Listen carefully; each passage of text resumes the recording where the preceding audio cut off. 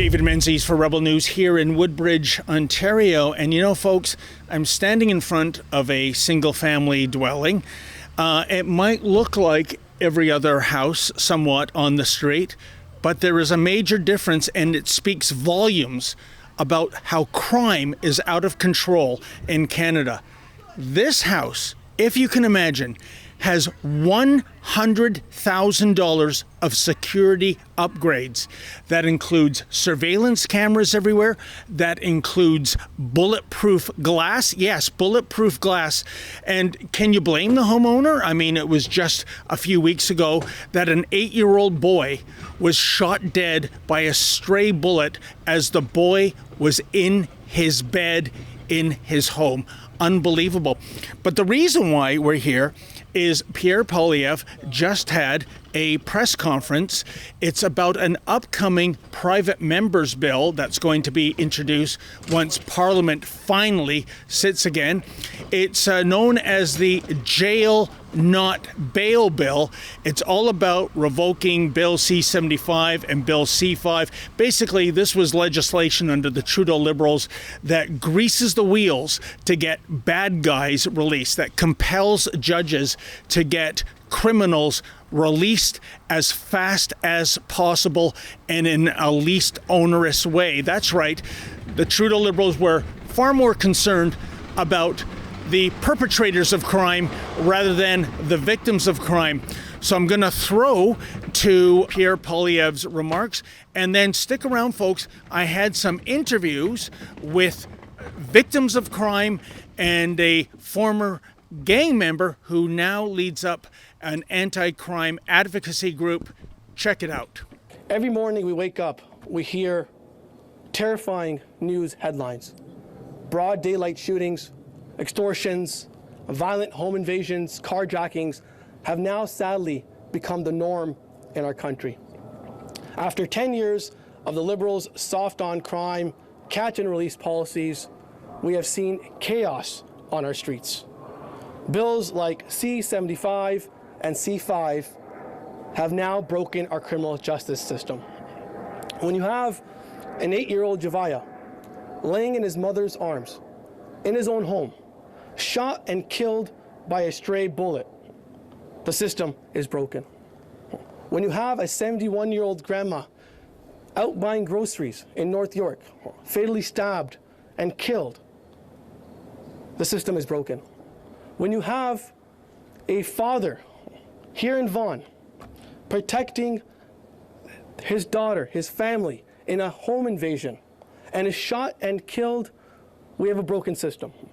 And when we have Bailey McCord, who was brutally murdered by her ex-partner, who was convicted just 3 hours prior and released on bail, we have a broken system. When law enforcement are telling me and our caucus every step of the way that they are seeing the same folks being arrested and released into the system, we have a broken system. And friends, that one safe country that we all knew and loved is no longer there.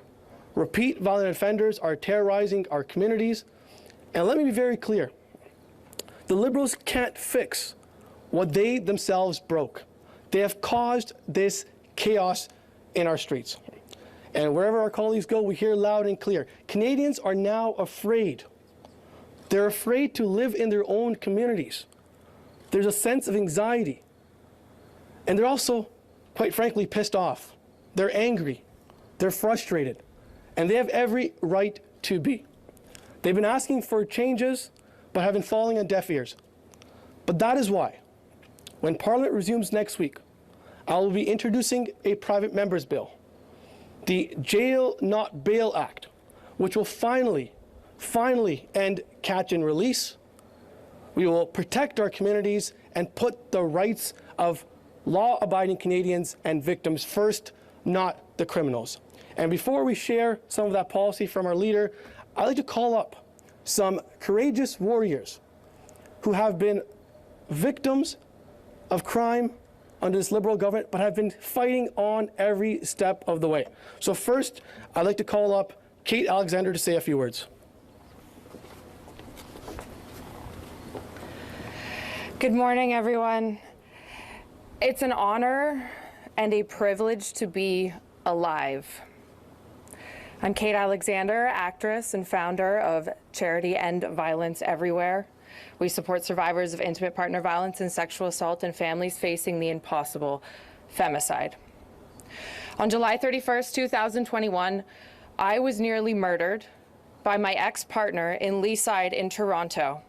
And despite having photos, videos, and the tactical team coming to my house to rescue me, my ex was released on bail for $500 the very next day and began to stalk me, which precipitated my move to the US permanently. I have never had a criminal trial for my attempted murder because of Jordan's Rule, which was a 2016 policy implemented by Trudeau and the Supreme Court. Our justice system is beyond broken. I call it the injustice system. And I am so sick and tired of the headlines. I'm so sick and tired of serving women from all across this country. 98% of these perpetrators against these women have never, ever been to jail. 98% child rapists, murderers, sexual abusers, child pornography users, over and over and over again. We see it, it's crazy, it's insane, and this country is not what we grew up knowing it to be. As a young girl, the bad guy goes to jail. Not anymore, not in Canada. We need reform. Thank you. I'd like to call up Christy Conran from Oxford. Morning, everybody. I'm Christy from Woodstock, originally from Cambridge, where my brother-in-law's life was taken by a youth offender. We just absolutely need change, and we need it today. Thank you. Thank you, Christy. Next up, we're going to call up Scott Weller, a victim of home invasion. Good morning, everyone. I'm going to try not to get too choked up because the trauma that my wife and I went through still triggers me today, even though it was about 3 months ago. Very powerful words happening behind me. And the fact of the matter is, my wife and I are petrified to be in our own home. I'm an average Canadian. My wife is. We work our butts off to provide for our family, and I'm petrified to even be alone in my house. All of this because it's a free-for-all for these criminals. It's a free-for-all because guess what happens? They're out the next day. That doesn't make sense to me. And I know for a fact that they arrested one of our home invaders, of which I got stabbed, and he was out the next day. That doesn't give us a sense of security. But we can end all of this, folks, by making sure that we get to the polls and we vote for the Conservatives. This is some powerful stuff. Our ignorance has to end, and we need to be better as Canadians and protect ourselves, and it starts with Pierre. Thank you very much. I would like to call up Naeem Faruqi, who is the brother of Aleem, who was killed in that violent home invasion here in Vaughan. Naeem. Thank you. I don't know what day it is of the week, but I'll tell you, the past, since August 31st, I haven't slept. I haven't been able to express fully the pain and suffering that my family is going through. I look at my nieces every day and I speak to them. I openly say I was a workaholic. I was in cruise control. I was the first person doing work late at night, early in the morning, anywhere. You can ask my clients, but you know, I've stopped because I think as Canadians, we've gone into cruise control and we've left our country to people who are truly incompetent to run it. And, you know, I just want people to recognize that this can happen to anyone. And my brother died a hero in the most noble way. He tried defending his girls and his son and his wife from a bunch of cowards who do not understand what they've done, and I hope that justice is swift, and I can't even fathom what the hell this is in terms of letting them out, people out.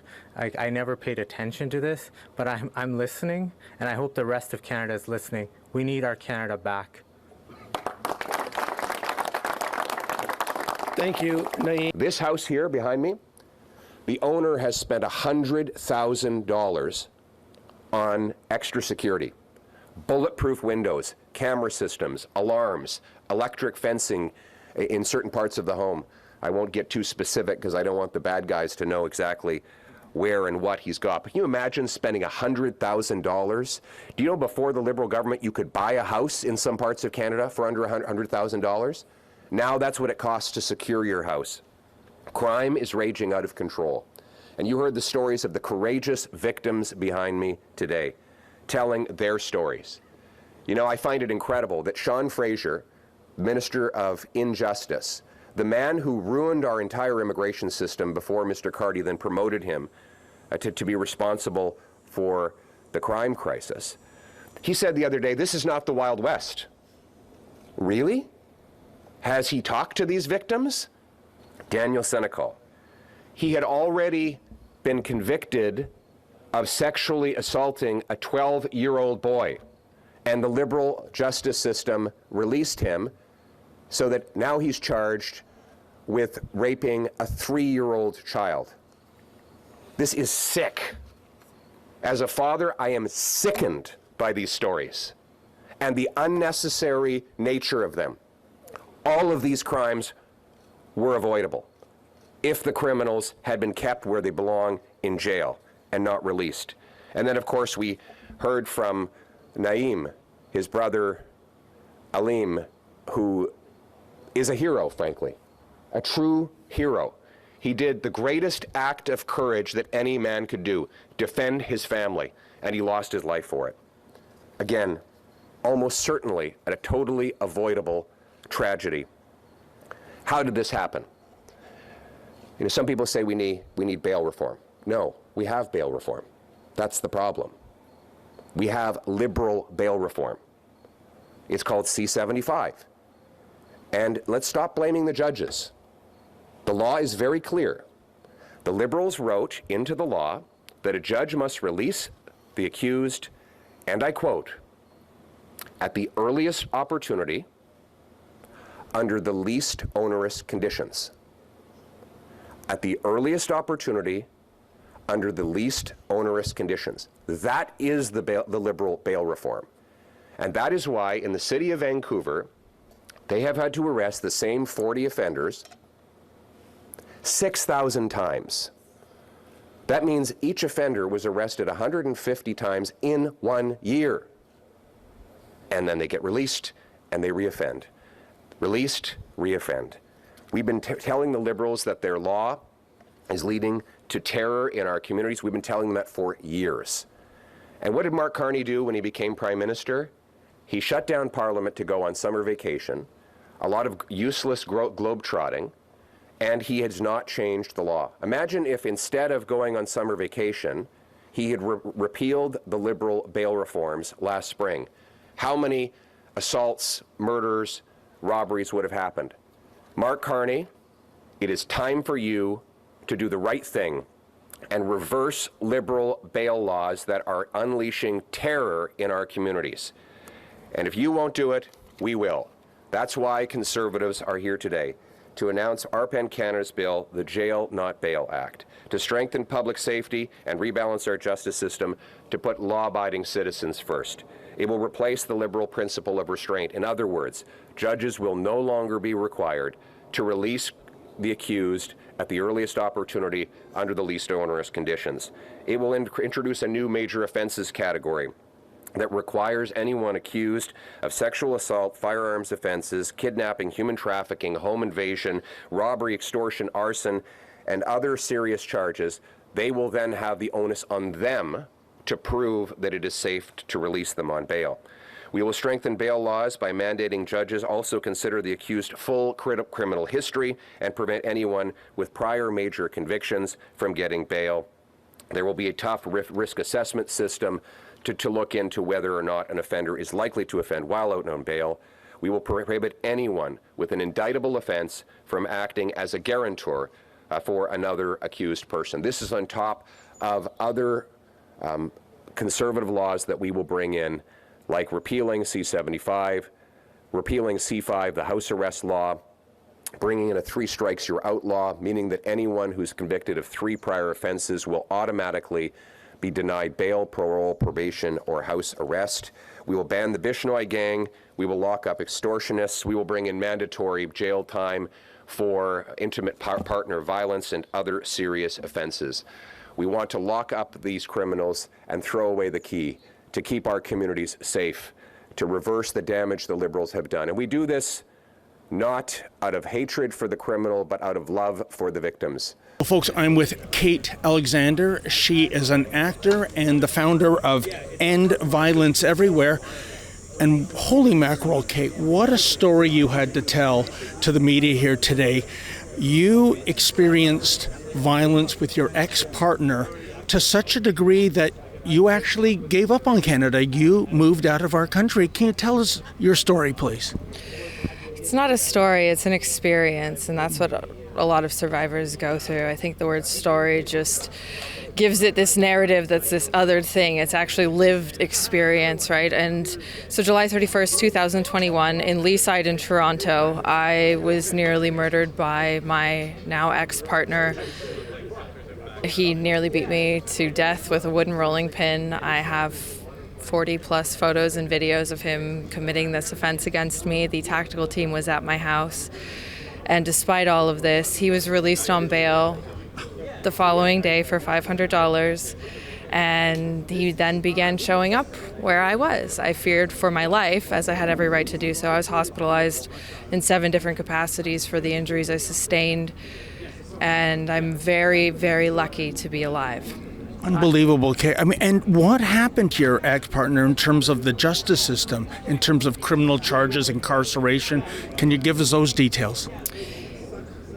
He was subsequently charged 8 times for the offenses that he committed against me. And again, despite all of the evidence, I've never had a criminal trial for my attempted murder because of policy called Jordan's Rule, which is effectively a speedy trial law. So you have in Canada, thanks to Trudeau in the Supreme Court, which was a 5-4 vote decision, an amendment of Chapter 11 of our Charter rights, a right to a speedy trial. They set a timeline on it. So you have 18 months for provincial level charges and 30 months for superior level charges. And if they time out, they can throw it out.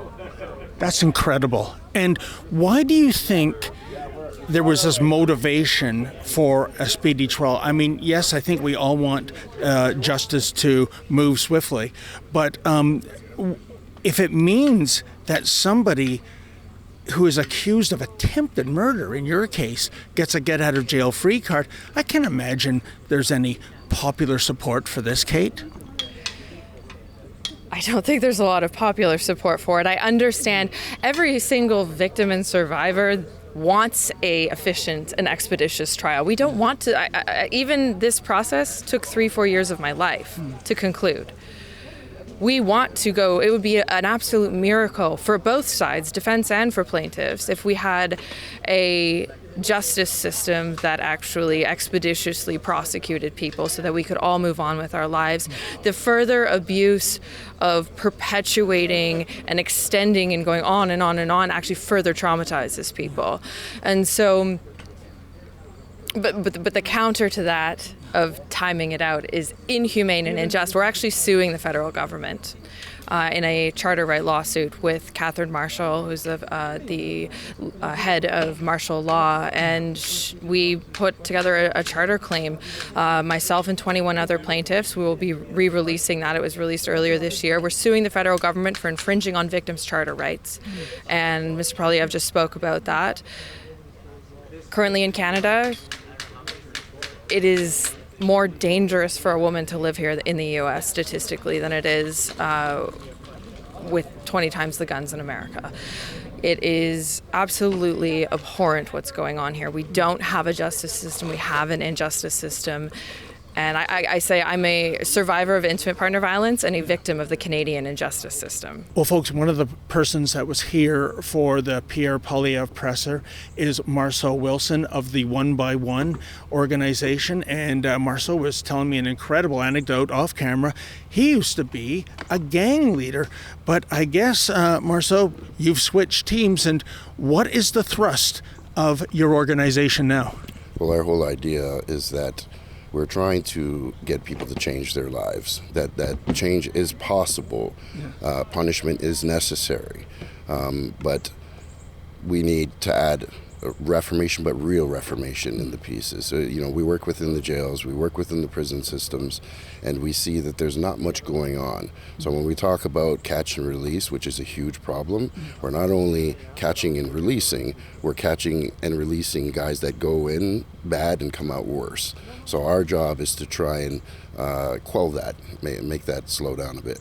Yeah, and we just had an interview with Kate Alexander, who was almost murdered. And the violator, her ex-partner, never did a day in jail. That was because of Trudeau legislation in terms of making sure offenders get speedy trials. So he got to skate. I am sure most people think that is absolutely egregious. What say you? I agree. I mean, I'll tell you, as a person who lived that lifestyle myself, we're definitely under the understanding of how to exploit the holes that are in that system. So if people are under the impression that this is just some type of mistake, the criminals are aware of these soft laws, and they are exploited 100%. Well, folks, I'm with Aisha Martin. Unfortunately, yet another victim of crime that assembled here for the Pierre Poilievre presser in Woodbridge. Aisha, first of all, can you tell us about what happened to you? So my partner was murdered, gun violence, and there was 9 accused. And in summary, the easiest way to put it is 2 went home on bail. They were all had murder 1 charges that were, one still has murder 1, and all the other ones still were downgraded to manslaughter. And one is now fighting to have his charge to robbery. So during this duration, as a victim, it's ongoing court dates, nonstop. Here we are still continuing. Like today, I got an email that, we were supposed to be leaving on the 23rd.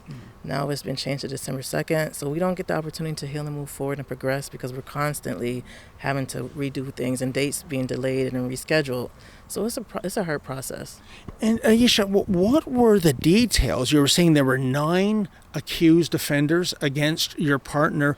Was this a home invasion? Yes. It was. It was a home invasion. He went with a friend to go told Murray to go fishing and some trip, and he was murdered. It was a home invasion.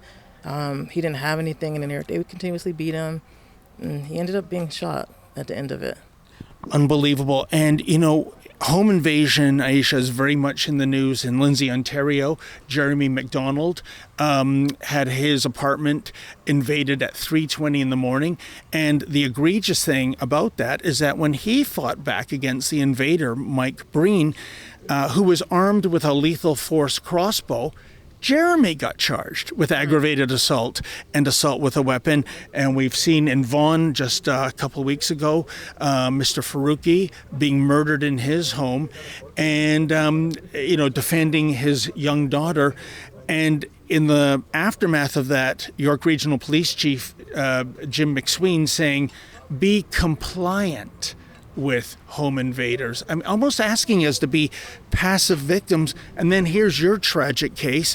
I mean, why does it seem that innocent, law-abiding, tax-paying Canadians are being penalized by the justice system and being lectured to by certain police chiefs? I'm not exactly sure how to answer that, Okay. to be honest. For me, it's just, there's nothing right about anything that's happening. Yes. We should be able to defend our loved ones, defend our life, and protect ourselves, keep ourselves safe. It's an unfair imbalance. It's very unbalanced. The skills are really unbalanced. And right now, like what's been said previously, is the issue is that the accused or the people who commit the crimes are being charged or not being held accountable, basically. And you should have a right in Canada to protect your loved ones. And we're being punished, as homeowners and family members for doing the right thing. This man, this ex-partner of yours, who, as you said, almost beat you to death, he never saw the inside of a jail cell because of this. I mean, there were people watching this, and their jaws are on the ground. I mean, this is not justice. This is a miscarriage of justice. It's an absolute miscarriage. Thank you for saying that. The hardest part, too, is, I safely moved myself to the U.S. because there is a justice system down there. I mean, the American justice system has done more for me than the Canadian one has, and this crime happened in Canada. My restraining order against him protects me from him more than it ever would in Canada. So it's wild to even think. And unfortunately, my story is not unique. I'm not special. I am not. This is the standard in Canada, and we now see over and over again what the results of those standards are. Can you give me some insight into why we have these soft laws, Marceau? Because it used to be the old chestnut was crime doesn't pay.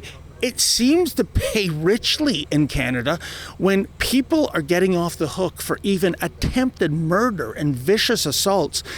What is the thinking in terms of the liberal mindset, why they don't want to incarcerate these types of offenders? So I can only tell you based on what I've heard.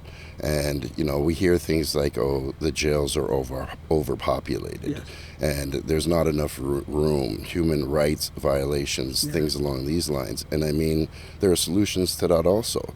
And we're all for having private institutions. Let's make more room, right? And then we'll alleviate that issue of overcrowding. I imagine you think about your partner all the time, what could have been, what should have been. He's gone forever, and yet it sounds like these offenders, through their lawyers, are gaming the justice system, getting endless delays. So in a way, it's like you're being re-victimized. Absolutely. Recently, there was a mistrial, so now we're starting all over again. We have 3 children who are struggling through navigating this system and trying to understand. My son often asks, why do they get a second chance? And my dad, his sentence is final. So navigating life without my partner, with my children, has been very challenging.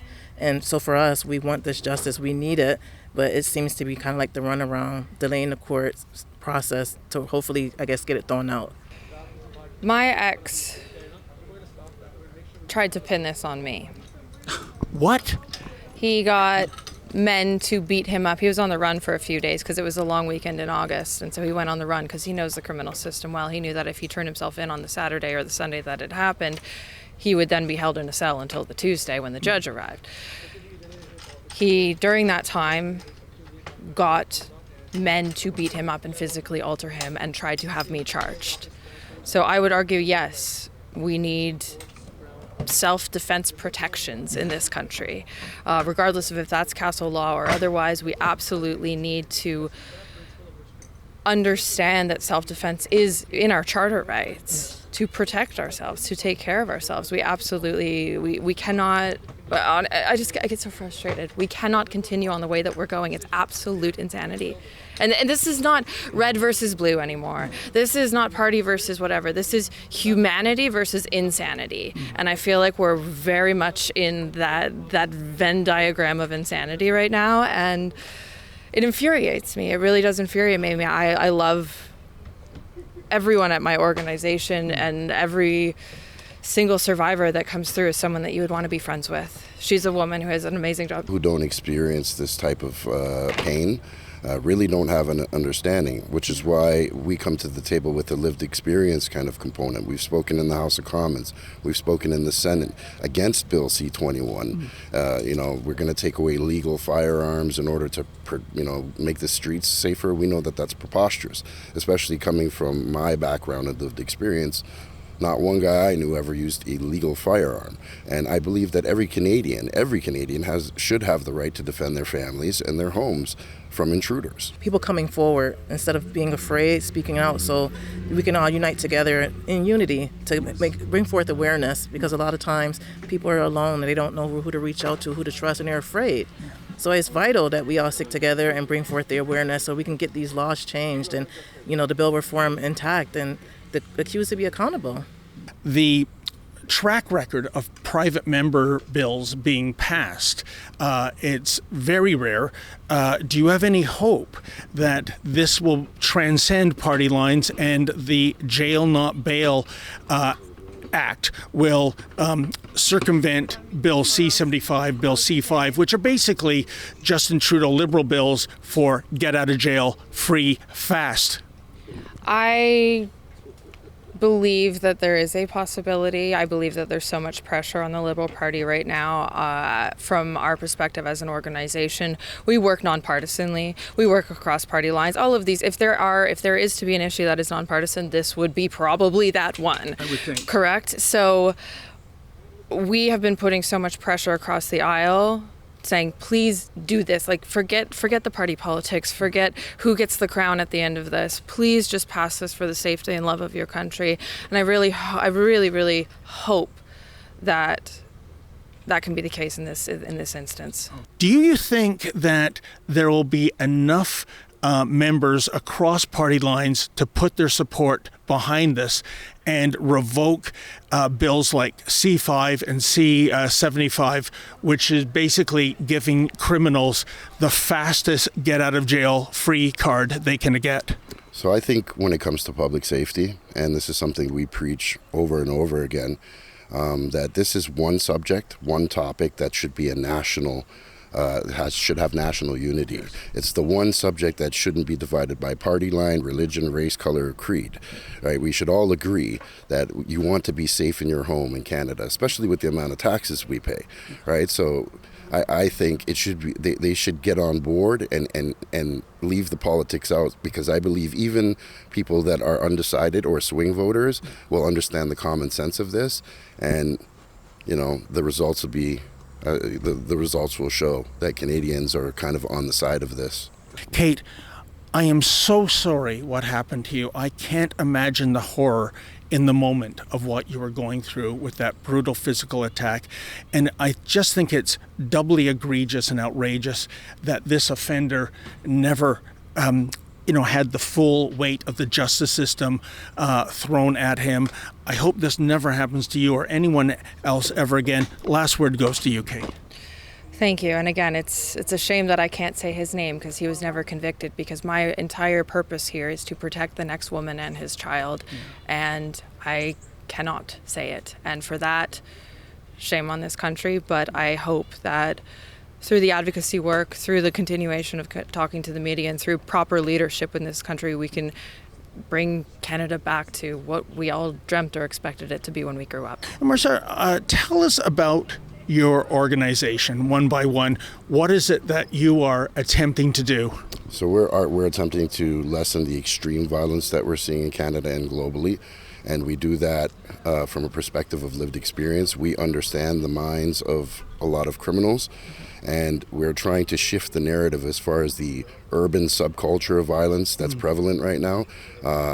We really speak on the social media platforms that promote that type of violence, getting to young people extremely young while they're children and trying to pull them away from those draws, teaching families how to combat it from the ground level in the home, and advising government on better strategies on how to deal with people who are committing extreme acts of violence.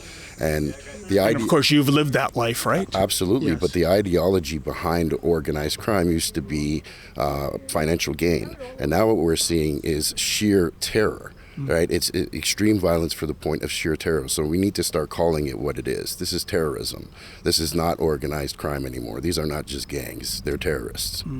We want this to be a safe country again. Everything we as Conservatives do is for one purpose: to restore the promise of Canada, that anyone from anywhere can achieve anything, that hard work gets you a nice, affordable home with meat and potatoes on the dinner table every single night, in a safe neighborhood where you go to bed knowing that when your head hits the pillow, you're safe and sound in your beautiful refuge, and where a beautiful Canadian flag hangs from the front porch.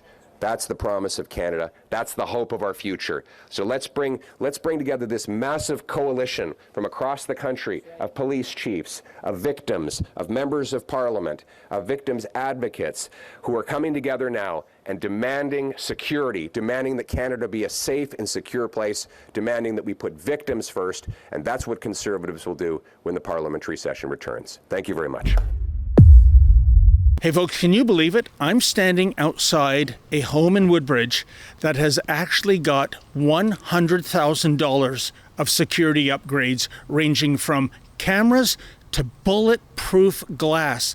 Such is the state of crime in our once great Dominion. Well, enough is enough.